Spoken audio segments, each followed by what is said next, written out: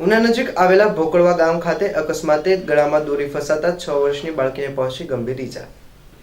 ઉત્તરાયણ પર્વ નિમિત્તે લોકો પતંગ ઉડાવી તહેવારની ઉજવણી કરતા હોય છે, પરંતુ પતંગની ધારદાર દોરીના કારણે અનેક લોકો અને પક્ષીઓને ગંભીર ઈજાઓ પહોંચે છે।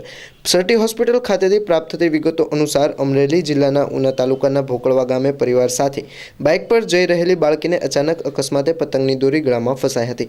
પતંગની દોરી ગળામાં આવતા સરાગ ધીરુભાઈ ગરથલિયા નામની બાળકીને ગંભીર ઈજાઓ પહોંચી હતી। બનાવના પગલે 108ને જાણ કરાતા 108 એમ્બ્યુલન્સની ટીમ તાત્કાલિક ઘટના સ્થળે પહોંચી ઇજાગ્રસ્ત બાળકીને સારવાર અર્થે ભાવનગરની સટી હોસ્પિટલ ખાતે ખસેડી હતી।